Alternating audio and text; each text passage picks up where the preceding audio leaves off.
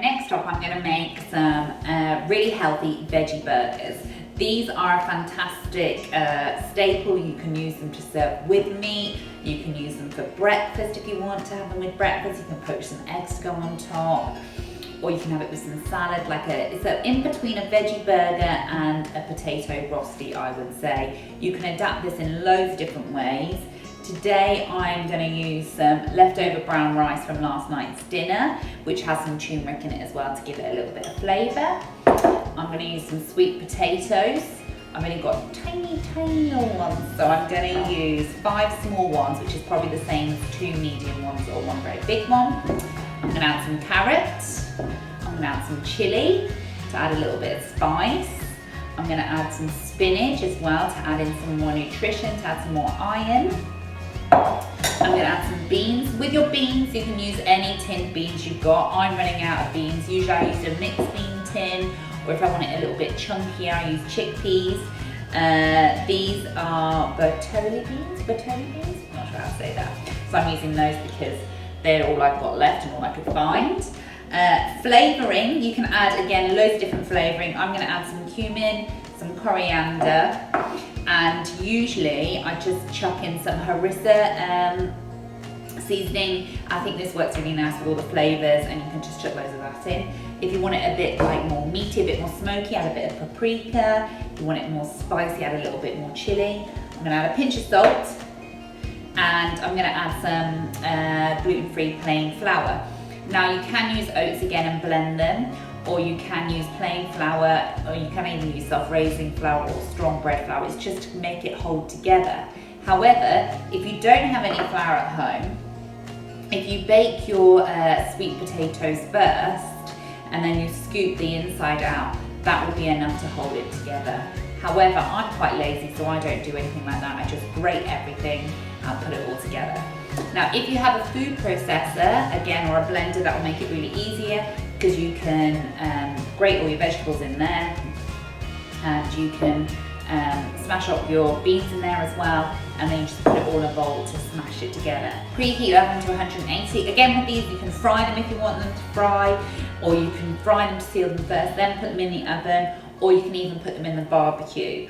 I usually bulk bake these and put them in the freezer, and I make these if I have any vegetable that's just going on the edge. Like parsnip's a really good thing to add to it as well, or beetroot. Don't add broccoli. I've tried that before, it just doesn't hold its shape very well. Normal potatoes as well if you have normal potatoes. So once you've chopped off the ends, you're then going to grate them.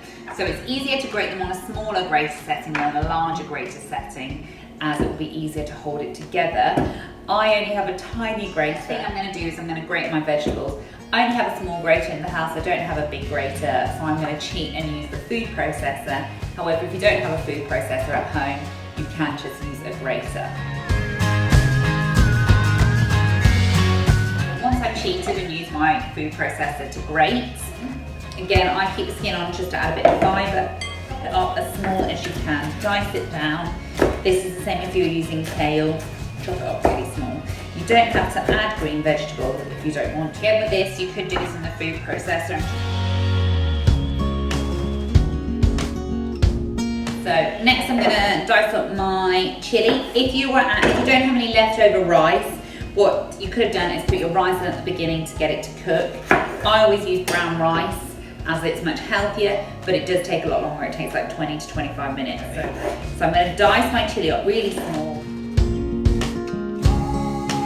Dice up your chilli, add that in. Obviously, if you don't like it spicy, don't add chilli. So next I'm going to then mash up my beans a little bit. If you have a food processor, again, blend them in the food processor, or just get a fork to mash. Once you've mashed your beans up and it looks a little bit like a bean puree, the more you can mash, the better. The easier it is to combine. If you want it more beany, you can add more beans, it's up to you. I find a can works good to a ratio of 2 potatoes and 2 root vegetables. Excuse the noise, husband's doing some building work, knocking down the house properly. Okay, so I've added my beans into here. I'm then going to also add my rice in. With my rice, I'll weigh my rice out for you with a spoon. My rice, I've got 9 heaped tablespoons. You use quinoa you can, or bulgur wheat you can. If you don't want to use rice, you don't have to. I don't always use rice. I've just added some rice as it adds a little bit more fibre and a bit more density to my burger. Before you add your eggs, you just want to give it a mix together to break it up, get it combined. So seasoning wise, I'm going to add 2 teaspoons of cumin. I'm nearly out of cumin, this is horrific. And I'm going to add 2 teaspoons of coriander. In here, this makes it a bit meaty as well, but I'm also going to add a teaspoon of paprika. Again, if you don't have any of these and you've got some bristle or even fajita seasoning, it's really good. And I'm going to add in 2 teaspoons. So the next thing you want to do is add your flour. In the big bowl, I put 6 heaped tablespoons of flour. You might need more, hence what your consistency is like and how well you've managed to wash down your beans. If you were using mashed potatoes, so you cooked your potatoes already and added it, you probably won't need to add flour. I don't usually add flour if I've done it with the potatoes beforehand. But as I haven't, I need a bit of flour to make it all come together. So I'm just going to mix that, make sure it's coated and combined, whilst making a mess. See, like that. And then I'm going to add my eggs in. So my eggs, I've got 2 medium-sized eggs which I've added. You might need 3, again, it depends on the size of your eggs. So if you are a perfectionist, you might want cookie cutters, or if you have burger rings, you can use those to shape those. I, however, am not a perfectionist and just like to crack on, really. So what I'm going to do is, you can get a baking tray with a bit of flour on it, or you can put greaseproof paper on it to stop them from sticking to it. They won't really stick though, to be fair. If you want to make them a bit more golden brown, a bit more crispy, you can put a little bit of oil in a frying pan and like a couple of minutes on each side just to seal them and give them a nice golden brownness. I'm not going to do that because it takes a lot more time. I'm going to get a handful amounts like this. So a ball like that, and I'm going to squeeze it together to make a shape. Once I've got it that big and it's squeezed together, I'm just going to put it on my tray and squish it down.